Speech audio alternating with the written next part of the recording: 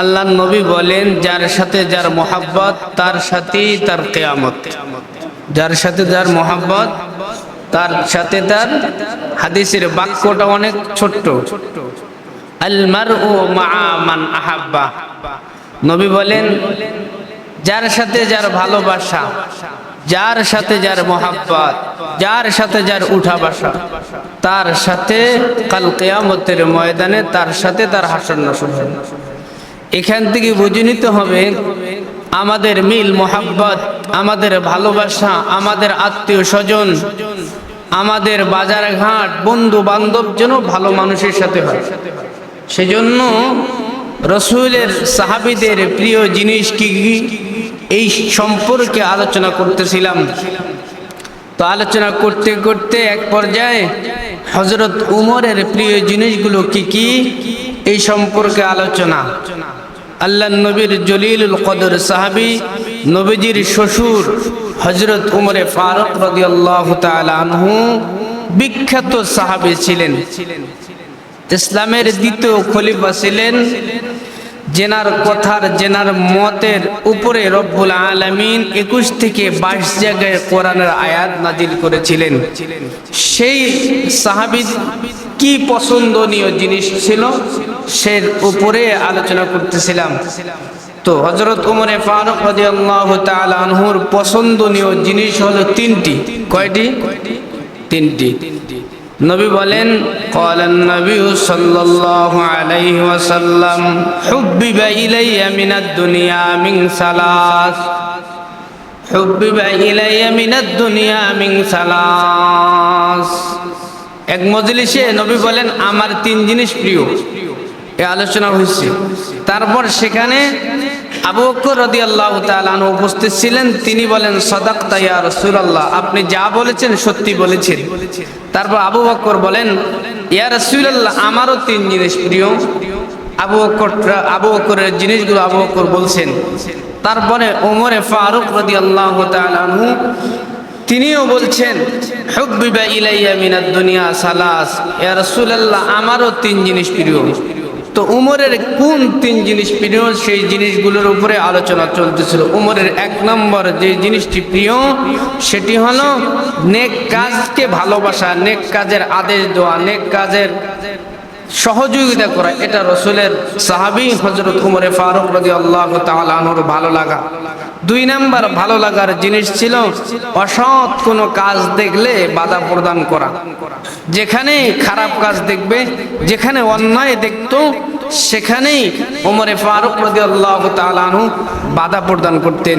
তিন নম্বর ভালোবাসার জিনিস হলো, ভালো লাগার জিনিস হলো পুরাতন কাপড় পরিধান করাকে হযরত উমরে ফারুক রাদিয়াল্লাহু তাআলা আনহু ভালোবাসতেন।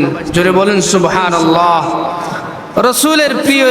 রসুলের প্রিয় সাহাবী হযরত উমরে ফারুক রাদিয়াল্লাহু তাআলা আনহু যেই সমস্ত জিনিসকে ভালোবাসতেন, আমি আপনি যদি সেই সমস্ত জিনিসকে ভালোবাসি, আল্লাহর নবী বলেন, ইকতিদাইতুম ইহতিদাইতুম, তোমরা হেদায়েত প্রাপ্ত হবা আর কাল কিয়ামতের ময়দানে রব্বুল আলামিন তোমাদেরকে জান্নাতের মালিক বানায় দিবেন। সুবহানাল্লাহ। সেখানে ছিলেন হযরত উসমান রাদিয়াল্লাহু তাআলা আনহু। উসমান উমরের তিন জিনিস ভালো লাগার কথা শুনে উসমান দাঁড়ায়া বলেন, সাদাকতা ইয়া উমর, ভাই উমর, আপনি যা বলেছেন সত্যিই বলেছেন, কিন্তু আমারও দুনিয়ার মধ্যে তিনটি জিনিস প্রিয়। কার তিন জিনিস প্রিয়? হযরত উসমান রাদিয়াল্লাহু তাআলা আনহু। হুব্বিবা ইলাইয়া মিনাদ দুনিয়া সালাস, হুব্বিবা ইলাইয়া মিনাদ দুনিয়া সালাস। আল্লাহর নবীর পয়গম্বর হযরত উসমান গনি রাদিয়াল্লাহু তাআলা আনহু আল্লাহর নবীকে ডাক দেয়া কয়, ইয়া রাসূলুল্লাহ, ইয়া হাবিবাল্লাহ, এই মজলিসে আপনারও তিন জিনিস ভালো লাগার, আবু বকরের তিন জিনিস ভালো লাগার, ওমরের তিন জিনিস ভালো লাগার, আমি উসমানের তিন জিনিস ভালো লাগার প্রিয় জিনিস আছে। ওগো আল্লাহর পয়গম্বর, আপনি যদি অনুমতি দেন তাহলে আমি বলি। আল্লাহর নবী ডাক দিয়ে কয়, তাড়াতাড়ি বলো তোমার কোন কোন তিন জিনিস প্রিয়। ওসমান গনি জিন্নুরাইন রাদিয়াল্লাহু তাআলা আনহু বলেন, আমার এক নম্বর জিনিস যেটি ভালোবাসার ভালো লাগার সেটি হলো খাদ্যহীনকে খাদ্য দেওয়া, খাদ্যহীন যারা তাদেরকে খাদ্য প্রদান করা। দুই নাম্বার ভালো লাগার জিনিস হলো বস্ত্রহীনকে বস্ত্র দেওয়া। বস্ত্রহীনকে না একাই খাবেন, খাইতে খাইতে খাইতে খাইতে পেট এত বড় হবে, যখনই সুযোগ পাবে মানুষ ধরে জেলখানায় নিয়ে যাবে। সেই জন্য খাদ্যহীনকে খাদ্য দাও, বস্ত্রহীনকে বস্ত্র দাও। এটি হলো হযরত ওসমান গনি রাদিয়াল্লাহু তাআলা আনহুর ভালো লাগার জিনিস। এখন তো এমন এক জামানায় এসেছে আমরা, যার খাবার আছে, যার মাথায় তেল আছে তাকে সবাই তেল দেয়, যার খাবার নাই তাকে কেউ খাইতে দেয় না। যার খাবার আছে তাকে সবাই খাওয়ায় আরো বেশি করে। পেট বড় করতে করতে বুক আর পেট, পেট কোথায় বুক কোথায় বোঝা যায় না। সেজন্য ওসমান গনি রাদিয়াল্লাহু তাআলা আনহুর তিন জিনিস প্রিয়র। এক নম্বরের জিনিস হলো খাদ্যহীনকে খাদ্য দেওয়া, বস্ত্রহীনকে বস্ত্র দেওয়া। তৃতীয় নম্বর ভালো লাগার জিনিস হলো আল্লাহর কোরআন সদা সর্বদাই পড়া। জোরে বলুন সুবহানাল্লাহ। তো তিনি কেমন কোরআন পড়তেন? হাদিসের মধ্যে এসেছে তেনার জীবনী পড়লে দেখা যায় 2 রাকাত নামাজে হযরত ওসমান 1 খতম কোরআন খতম করে ফেলতেন। সুবহানাল্লাহ। তো যখন তিনি শাহাদাত বরণ করেন হযরত ওসমান গনি রাদিয়াল্লাহু তাআলা আনহু, জিহাদের ময়দানে, কিয়ামতের ময়দানে অনেক শহীদ উঠবে। কিয়ামতের ময়দানে অনেক শহীদ উঠবে। কেউ জিহাদের ময়দানে জিহাদ করতে করতে মারা গেছে, তখন জিহাদের ময়দানে তেনাকে বাঁচার জন্য তেনার সাক্ষী স্বরূপ ঢাল উঠবে। আল্লাহ, এই ঢাল দিয়ে ওই ব্যক্তি জিহাদ করছে ইসলামের জন্য, তারে আপনি মাফ করে দেন। ঢাল কথা বলবে। কোন কোন মানুষের জন্য জমি সাক্ষী দিবে, কোন কোন মানুষের জন্য মসজিদ সাক্ষী দিবে, কোন কোন মানুষের জন্য মাদ্রাসা সাক্ষী দিবে, কোন কোন মানুষের জন্য অন্য অন্য জিনিসগুলো সাক্ষী হবে কিয়ামতের ময়দানে। আল্লাহ, এই কারণে ওই মানুষকে মাফ করে দেন, এই কারণে ওই মানুষকে মাফ করে দেন। শুধুমাত্র কেবলমাত্র একজন মানুষের জন্য কোরআন দাঁড়াবে কিয়ামতের ময়দানে, সেই মানুষটি হলো হযরত ওসমান গনি রাদিয়াল্লাহু তাআলা আনহু। জোরে বলুন সুবহানাল্লাহ। কেন? তিনি যখন কোরআন পড়তেছিলেন এমন সময় দুশমনেরা, বাতিলরা তেনার আঘাত করছে। কোরআন খোলা, তেনার যখন অস্ত্র দিয়ে আঘাত করছে তো রক্তের ফোঁটা, তেনার দেহের রক্তের ফোঁটা জমিনে না পড়ে প্রথম রক্তের ফোঁটাটা কোরআনের মধ্যে পড়েছে। সেজন্য কাল কিয়ামতের ময়দানে কোরআন দ্বারা যে আল্লাহ, ওসমান এমন কোরআন পড়নেওয়ালা ছিল, ওসমান এমন কোরআনের প্রেমিক ছিল। কোরআন পড়তে পড়তে এমন কোরআনের সাথে মনোনিবেশন হয়ে গিয়েছিল, এমন কোরআনের আইনগুলো মানতে মানতে কোরআনের সাথে গভীর সম্পর্ক হয়ে গেছে। চতুর্দিকে দুশমনরা ঘিরে ফেলছে, তবুও চতুর্দিকে কোনো খেয়াল ছিল না। আয় রব্বুল আলামিন, তোমার কোরআন পড়তেছিল, এমন সময় দুশমনরা তার আঘাত করছে। প্রথম তেনার দেহের রক্ত কোরআনের মধ্যে ভরে গেছে। আজ কিয়ামতের ময়দানে রব্বুল আলামিন, আমি দাঁড়ায় গেছি, ওসমানকে যতক্ষণ পর্যন্ত আপনি জান্নাত দিবেন না ততক্ষণ পর্যন্ত আমি এই জায়গায় দাঁড়ায় থাকবো। সুবহানাল্লাহ। ওসমান দাঁড়ায় যাবে, ওসমান, কোরআন দাঁড়ায় যাবে ওসমানের জন্য। আল্লাহ ওসমানকে মাফ করে দেন। রব্বুল আলামিন কোরআনের সুপারিশ করার কারণে ওসমানকে মাফ করে দিবে। তাহলে ওসমানের কয় জিনিস প্রিয়? 3 জিনিস। 1 নম্বর খাদ্যহীনকে খাদ্য দেওয়া। এগুলো শুধু শোনার জন্য বলতেছি না, এগুলোর মধ্যে অনেক মেসেজ আছে। খাদ্যহীনকে খাদ্য দিতে হবে আমাদেরকে, বস্ত্রহীনকে বস্ত্র দিতে হবে আমাদেরকে, আর কোরআনের সাথে মহাব্বত লাগাতে হবে। তাহলে ওসমান যেই জান্নাতে যাবে, কাছাকাছি পাশাপাশি জান্নাতে আমরা থাকবো। সুবহানাল্লাহ। মন্ত্রীপাড়ায় গেছেন আপনারা? সচিবালয়, মন্ত্রীপাড়ায়, গুলশান, বনানী মন্ত্রীপাড়া আছে, তো দেখবেন এই মন্ত্রীর বাড়ি এইখানে, আরেক মন্ত্রীর বাড়ি এইখানে। যখন আরেক মন্ত্রী বাইর হয় আরেক মন্ত্রী দেখা হয়। ঠিক তদ্রূপ কাল কিয়ামতের ময়দানে বড় বড় সাহাবীরা যেই জায়গায় জান্নাতে থাকবে, আমরা ছোট মানুষ তেনাদেরকে ফলো করার কারণে কাছাকাছি থাকবো।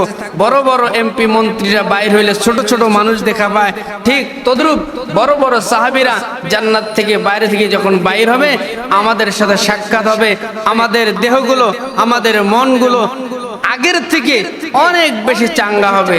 কারণ যদি এরকম হতে চাই আমরা, তাহলে ওসমান যেই সমস্ত জিনিসকে ভালোবাসছে আমাদেরকেও সেই সমস্ত জিনিসকে ভালোবাসতে হবে। ওই জায়গায় ছিল হযরত আলী রাদিয়াল্লাহু তাআলা আনহু। তিনি বলেন, সাদাকতা ইয়া ওসমান, হুব্বিবা ইলাইয়া মিনাদ দুনিয়া মিন সালাস। ও ওসমান, আপনার তিন জিনিস প্রিয়। আপনি ঠিকই বলেছেন, আপনি সত্যি বলেছেন। আমি আলীরও তিন জিনিস প্রিয়। আল্লাহর নবী আপনি যদি অনুমতি দেন তাহলে আমার তিন জিনিস প্রিয় বলে দেয়। নবী মুকাররম ফখরে দু আলম ইমামুল আম্বিয়া ডাক দেয়া কয়, তাড়াতাড়ি বলেন আপনার কোন কোন তিন জিনিস প্রিয়। আল্লাহর নবীর সাহাবী হযরত আলী রাদিয়াল্লাহু তাআলা আনহু ডাক দেয়া কয়, ইয়া রাসূলুল্লাহ, ইয়া হাবিবাল্লাহ, আমার এক নাম্বার পছন্দের জিনিস হলো মেহমানকে মেহমানদারি করা। সুবহানাল্লাহ বলেন, মেহমানকে মেহমানদারি করা। এখন এমন একটা জামানা চলে আসছে, আপনি যদি জোর করে কোনো মানুষকে নিয়ে যান মেহমানদারি করার জন্য, বাড়িতে গিয়ে এমন একটা পেরাতে পড়ে যাবেন, এই কে নিয়ে আসতে বলছে, ওই আওয়াজ আপনি মনোযোগ দিয়ে শুনবেন, বাড়ির মধ্যে কি হইতেছে আপনি শুধু শুনবেন, দেখবেন বাড়ির মধ্যে একটা হট্টগোল শুরু হয়ে গেছে। মেহমানদারি নাই, আছে কেক কোথায় খাইলো না খাইলো কোনো খোঁজ খবর নাই। পথিক রাস্তা দিয়ে হাঁটে, দিন রাত চলে যায়, আমরা জিজ্ঞাসাও করি না ভাই খাইছেন কি। কিন্তু আমাদের জাতির পিতা নাম কি, জোরে বলেন, কি নাম? সবাই বলেন ইব্রাহিম নবী আলাইহিস সালাম। তিনি জাতির পিতা, তিনি মুসলমান জাতির পিতা হওয়ার পিছনে বড় যেই কারণ সেটি হলো তিনি কোন সন্ধ্যা কোন বেলা মেহমান ছাড়া খানা। এক নম্বর, তিনি যে জাতির পিতা হইছেন, হুয়া সাম্মাকুমুল মুসলিমিন, মুসলমানদের পিতা হইছেন। এক নম্বর যেটা বিশেষ কারণ সেটি হলো তিনি কোন বেলা কোন সময় তেনার জীবনে খুঁজলে পাওয়া যায় তিনি কোন বেলা কোন সময় কোন খানা মেহমান ছাড়া। এই বিষয়টির উপর রব্বুল আলামিন খুশি হয়ে তেনাকে মুসলমান জাতির পিতা উপাধি দিয়েছেন। যান, খুশি হয়ে গেলাম, যান, আপনাকে মুসলমান জাতির পিতা বানা দিলাম। আজকে এমন একটা জামানায় চলে আসছি, কেউ কারো মেহমানদারি করায় না, নিজের আত্মীয় স্বজনকেও দাওয়াত দেয় না। এখন দাওয়াত দেয়, এই জামানা শেষ হয়ে গেল। কিন্তু হযরত আলী রাদিয়াল্লাহু তাআলা আনহুর প্রথম এক নম্বর পছন্দের জিনিস হলো মেহমানকে মেহমানদারি করা। আজকে আত্মীয়দের খবর নেই না, আজকে পাড়া প্রতিবেশীর খবর নেই না, আর মেহমান তো দূরের কথা। আল্লাহর নবীর সাহাবীর বাড়িতে একজন মেহমান চলে গেছে। ঘটনাটা অনেক বড়, সংক্ষিপ্ত করলাম। নবী মসজিদে নববীতে বসা, এমন সময় একজন পথিক আল্লাহর নবীকে এসে বলছে, ইয়া রাসূলুল্লাহ, ইয়া হাবিবাল্লাহ, আমি ক্ষুধার্ত। তো ৩-৪ জন সাহাবী ছিলেন, অনেক মানুষ মসজিদের মধ্যে আসছে, এ বলে আমার এই সমস্যা, ও বলে এই সমস্যা। সমস্ত মানুষদেরকে আল্লাহর নবী ভাগ করে করে সাহাবীদের বাড়িতে পাঠায় দিতেন। কিন্তু শেষ বেলায় এমন এক সাহাবী এসছে, বুখারীর বর্ণনা, আল্লাহর নবী এমন এক সাহাবীর বাসায় পাঠায় দিয়েছে। ওই সাহাবীকে, সাহাবী বাড়িতে গিয়ে দেখতেছে কোনো খাবার নাই, শুধু একজন মানুষের খাবার। কোরআনের মধ্যে আয়াত চলে আসছে, ওমাইয়াত্তাকিল্লাহা ইয়াজআল লাহু মাখরাজা ওয়া ইয়ারযুকুহু মিন হাইসু লা ইয়াহতাসিব। ওই মেহমানকে বাড়িতে নিয়ে যে দেখতেছে স্ত্রীও ক্ষুধার্ত, স্বামীও ক্ষুধার্ত, সন্তানও এখনো কিছু খায় নাই, কিন্তু একজনের খাবার বাড়ির মধ্যে কি করে মেহমানকে মেহমানদারি করাবে। নবীর সাহাবী বিপাকে পড়ে গেছে, স্ত্রীর সাথে পরামর্শ করতেছে, স্ত্রী গো, আল্লাহর নবীর মেহমানকে নিয়ে আসছি, আপনি কি করবেন? শুধুমাত্র একজনের খাবার যদি আমরা খাই, মেহমানকে মেহমানদারি কি করে করাবো? স্ত্রীও ছিল আল্লাহওয়ালা, স্ত্রী ডাক দেখায়, স্বামী আপনি যান মেহমানের সাথে গল্প করেন, আপনি যান মেহমানের সাথে আলাপ করেন, আমি খাবারের ব্যবস্থা করতেছি, কিন্তু আপনাকে একটু ধৈর্যশীল হতে হবে, আপনাকে একটা বুদ্ধিমান হতে হবে। কি বুদ্ধি? বলে আমি যখন মেহমানের সাথে খাবার নিয়ে যাব, মেহমানের সামনে আপনিও খেতে বসবেন, মেহমানও খেতে বসবে, বাতি জ্বলা থাকবে ঘরের মধ্যে, আমি খাবার শুরু হওয়ার সাথে সাথে আমি বাতি যে অফ করে দেব, আপনি বলবেন বাতিটা বাতাসের মধ্যে অফ হয়ে গেছে। তখন তো আর কারেন্ট ছিল না, বিদ্যুৎ চলে গেছে, এটা তো বলার কোনো অপশন নাই, বাতাসের মধ্যে বাতি অফ হয়ে গেছে, আপনি এই কথা বলে মেহমানকে বলবেন আপনি খান। বাড়িতে সলাইয়ের কোনো ব্যবস্থা নাই, এই বাতি জ্বালানোর কোনো ব্যবস্থা নাই, আপনি অন্ধকারে অন্ধকারে আপনারে খেতে হবে, আপনিও মুখ লড়াইবেন, মেহমানে মুখ লড়াইবে, আপনি না খেয়ে মুখ নড়াচড়া করবেন, মেহমান খেয়ে দে মুখ লড়াইবে। এই যদি এই বুদ্ধি করতে পারেন, এই ঘটনা যদি ঘটাইতে পারেন, তাহলে মেহমান সুন্দর করে খাইতে পারবে। কয় আচ্ছা ঠিক আছে স্ত্রী, আপনি যা পরামর্শ দিছেন সঠিক দিছেন, আমি এই ঘটনায় ঘটাবো। দুইজন মানুষ একসাথে খেতে বসছে, একজন মেহমান আর একজন মেজবান। মেহমানটা ছিল আল্লাহর নবীর মেহমান, মসজিদ নববী থেকে সাহাবীর বাড়িতে পাঠায় দিয়েছে। সাহাবী ওই মেহমানকে মেহমানদারি করাইতে গিয়ে নিজে না খেয়ে রইলেন। পরের দিন সকালবেলা ফজরের মুহূর্তে যখন আল্লাহর নবীর পিছনে নামাজ পড়তে গেছে সাহাবী, নামাজ শেষ, আল্লাহর নবী উঠে দাঁড়ায় গেছে, ডাক দিয়ে কয় ওই সাহাবী তুমি কি আসনি? তোমার ব্যাপারে আমার আল্লাহ কোরআনের আয়াত নাজিল করছে, ওয়ামাই ইয়াত্তাকিল্লাহা ইয়াজআল লাহু মাখরাজা ওয়া ইয়ারযুকহু মিন হাইথু লা ইয়াহতাসিব। তোমার উপর আল্লাহ খুশি হয়ে গেছে, তুমি মেহমানকে মেহমানদারি করাইছো, রব্বুল আলামিন তোমার ব্যাপারে আয়াত নাজিল করে দিয়ে বলে যারা মেহমানকে মেহমানদারি করাবে রব্বুল আলামিন কিয়ামত পর্যন্ত তাদেরকে বেহিসাব খানার ব্যবস্থা করে দিবে। সুবহানাল্লাহ। আপনি না খেয়ে মেহমানকে মেহমানদারি করেছেন, আপনার উপর রব্বুল আলামিন খুশি হয়ে গেছে। এখনো আপনি তদন্ত করে দেখবেন যে মানুষগুলো মানুষকে মেহমানদারি করায়, যে মানুষগুলো মানুষকে মেহমানদারি করায় তার বাড়িতে দেখবেন খানার কোনো অভাব হয় না।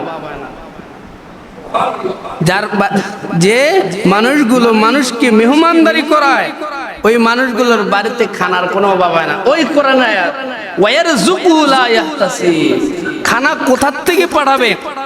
আপনি যদি মেহমানকে মেহমানদারির ব্যবস্থা করান, রব্বুল আলামিন গায়েব থেকে খানার ব্যবস্থা করে দিবে। আজকে এই আমলটা বন্ধ না চালু? আছে। নিজের বাবাকে খাওয়াই না, নিজের বাবাকে খাওয়াই, এগুলো উচিত কথা, এগুলো সত্যি কথা। নিজের বাবা মাকে খাওয়াই না, মেহমানকে কখন খাও? কি দুইটা উদাহরণ দিলাম। জাতির পিতা ইব্রাহিম কেন জাতির পিতা হয়েছেন?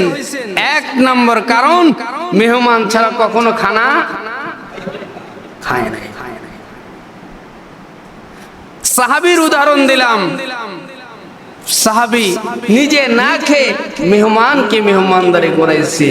তো রব্বুল আলামিন গোটা জগতের মানুষদের জন্য কোরআনের আয়াত নাজিল করছে। জান বন্ধু, আপনি আপনার সাহাবীকে বলেন, তেনার ওই আমলের কারণে রব্বুল আলামিন খুশি হয়ে গোটা জগতের মানুষদের জন্য যারা মেহমানকে মেহমানদারি করাবে তাদেরকে বেহিসাব খানার ব্যবস্থা রব্বুল আলামিন আরশে আজিম থেকে করায় দেবে। সুবহানাল্লাহ। কোন মানুষ তো খবর নেয় না কে কি খাইলো। আমি আপনাদের কি বলেন, সপ্তাহে কয়দিন আছি? বলেন কথা বলেন। একদিন থাকি আমি 2 ঘন্টা, কয় ঘন্টা? আর মাহফিলে যাই 1 ঘন্টার জন্য। মাহফিলে যাই কয় ঘন্টার জন্য? মাহফিলে যাব 1 ঘন্টার জন্য। জাস্ট যেটা সময় দিবে, সময়ের 5 মিনিট আগে যাব, গিয়ে স্টেজে উঠবো, খেয়ে দিয়ে চলে আসবো। 1 ঘন্টায় টাকা নেব, যেখানে দেখি বেহিসাব হবে, বেইনসাফি হবে, সেখানে টাকাটা আগে নেই নে পরে নেই, বেইনসাফি হবে। মনে করেন এখান থেকে আমি খুলনায় গেছি একটা গাড়ি নিয়ে, কত টাকা খরচ হইতে পারে? ম্যাক্সিমাম 10 থেকে 15,000। আমাকে যদি আমার ধারণা হয় যে এখানে গেলে আমার 5,000 টাকা দিবে, তাহলে টাকাটা আগে নেওয়া লাগবে না পরে? আগে। যেখানে গেলে ধারণা হয় টাকা আমার ঠিক মতোই দিবে, আমার প্রাপ্য আমার বুঝিয়ে দিবে, তাহলে সেখানে আর কোনো কথা নেই। মাহফিলে যাই 1 ঘন্টার জন্য, আর আপনাদের মসজিদে আসি 2 ঘন্টার জন্য। কয় ঘন্টা?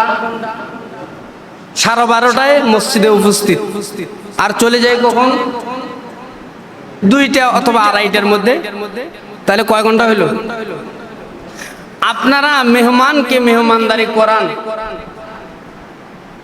হ্যাঁ বলেন? আপনাদের মসজিদের ইমাম জায়গা মতো চলে আসছে। কোথায় আসছে বলেন? জায়গা মতো। আপনাদের মসজিদের খতিব গ্রামে গঞ্জে কিন্তু এরকম আমি দেখি না। এ টানে ওর টানে হুজুর আসেন দাওয়াত, আসেন দাওয়াত, কিন্তু আপনারা মেহমানকে মেহমানদারি করান না। হ্যাঁ করান, অনেক সময় করান, কিন্তু ম্যাক্সিমাম সময় আপনারা মেহমানের খোঁজ নেন না। তাই বলি মনে করেন না আমার দাওয়াত থাকে না, এটা আবার মনে করিয়েন না। প্রতিনিয়ত প্রতি জুমায় আমার দাওয়াত কনফার্ম থাকে।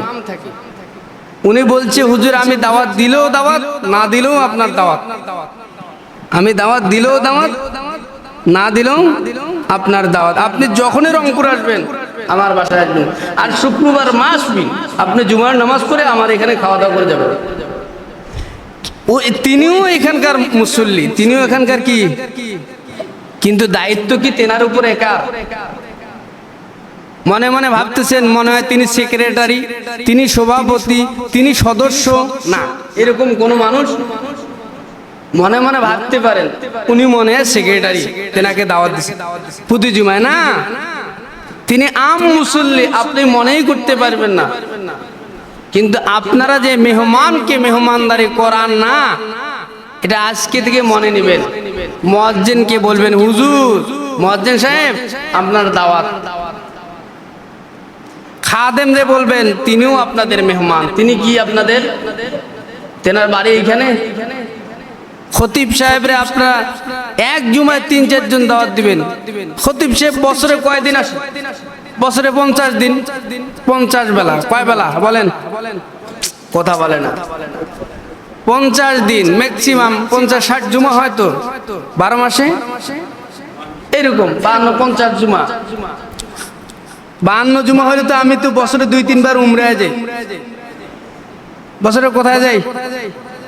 আমার কাজ ছাড়া কোনোদিন মসজিদ ফাঁকি দেই না, ঝড় হোক বৃষ্টি হোক। যদি আমি ওই মসজিদে 6 বছর ছিলাম, আমি ফাঁকি দেই না। যদি খুব অসুস্থতায় পড়ে যায়, আমি নিজে চলতে তাহলে ফাঁকি, তাহলে ছুটি নিতে হবে, সেটা হাজত পূরণ করার জন্য। কিন্তু এমনিতে আমি বাদ দেই না, কাউরে ফোনও দিতে হবে না। কিন্তু 50 জুমা বছরে 1000 মানুষ, তবুও দাওয়াত খুঁজতে হয়। মেহমানকে মেহমানদারি যতক্ষণ পর্যন্ত করবেন না, বেগাইরে হিসাব বেহিসাব আপনাদের রিজিকের ফয়সালা রব্বুল আলামিন করবে না। আপনার বাবাকে খাওয়াবেন, আপনার মাকে খাওয়াবেন, আপনার আত্মীয় স্বজনকে মেহমানদারি করাবেন। আপনার মেহমান আপনার এলাকায় যদি আসে, আপনি মুখ দিয়ে বলবেন ভাই চলেন চায়ের দাওয়াত। আপনার চায়ের দাওয়াত থাকলো, আপনি আসেন।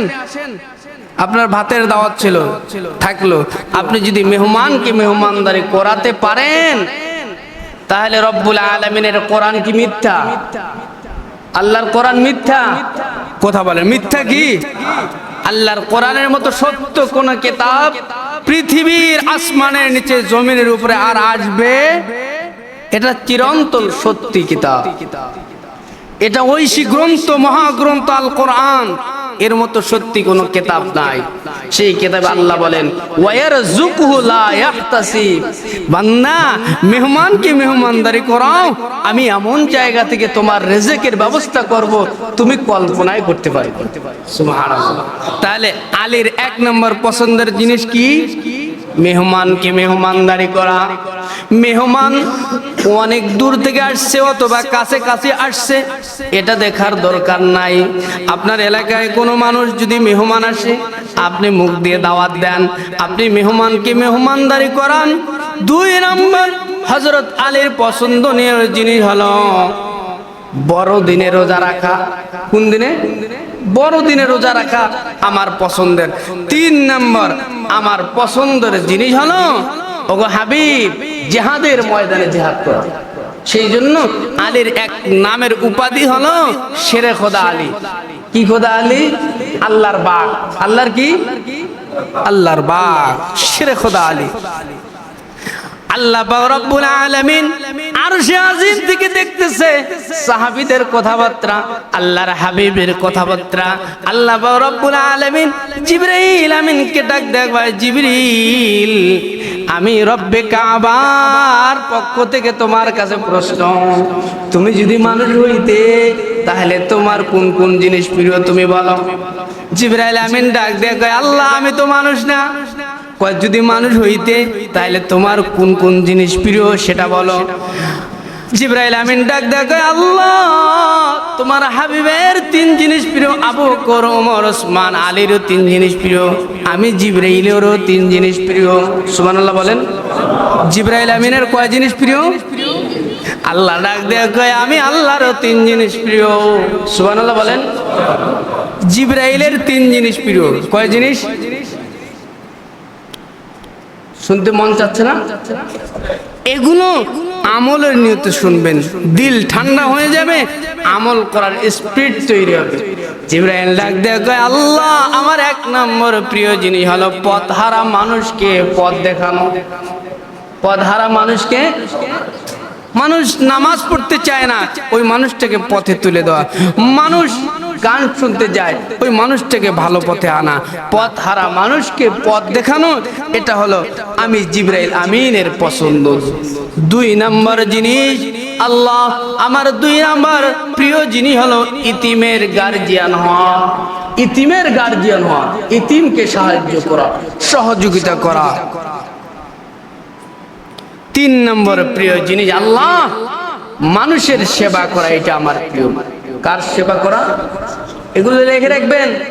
এগুলো হাদিস থেকে বলতেছি। কোথা থেকে বলতেছি? হাদিস থেকে বলতেছি। মানুষের সেবা করা জিবরাইল আমিনের পছন্দ।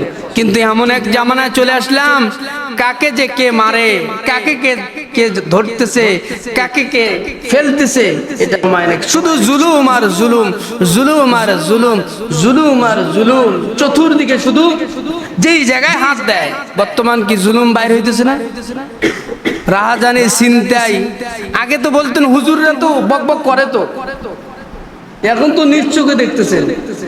যে যায় লঙ্কায় সে হয় হনুমান। কারে কি যে বলি ভাই, সকলেই বলেন না কেন, যে যায় লঙ্কায় সে হয়, কারে কি যে বলি ভাই সকলে। যে চেয়ারে যায় সে গিয়ারে থাকে, যে চেয়ারে যায় সে কি থাকে। তো মানুষ শিক্ষা দিয়ে দিছে, চেয়ারে গেলে গিয়ারে দেওয়া যাবে না, দেখে শুনে পা ফেলতে হবে। আল্লাহ পাক রব্বুল আলামিন ডাক দেখো, জিবরাইল আমার হাবিবরে জানা দাও আমারও 3টি জিনিস প্রিয়। কয়টি জিনিস?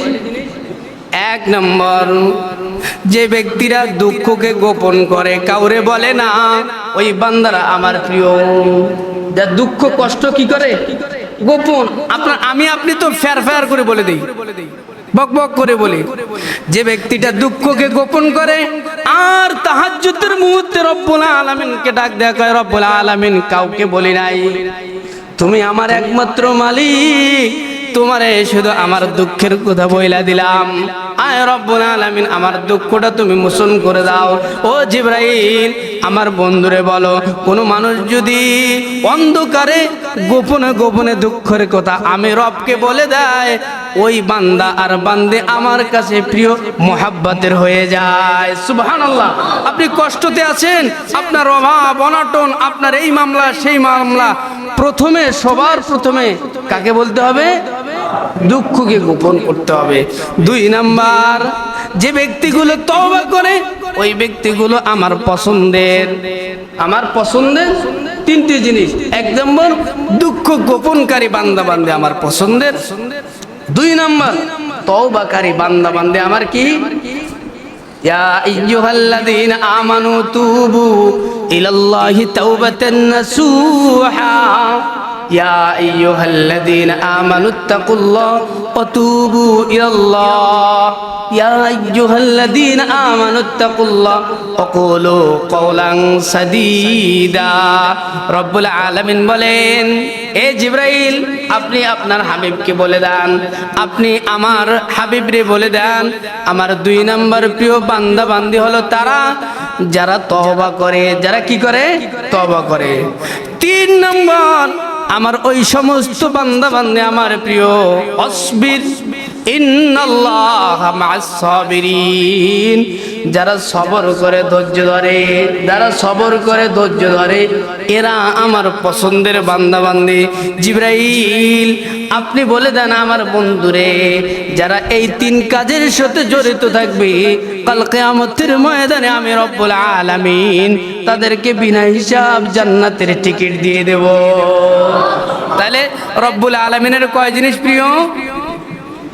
অনেক কথা, এর মাঝে অনেক কথা। নবীজির 3 জিনিস প্রিয়। কয় জিনিস? আবু বকরের কয় জিনিস? ওমর, ওসমান, আলী, জিবরিল, আল্লাহ।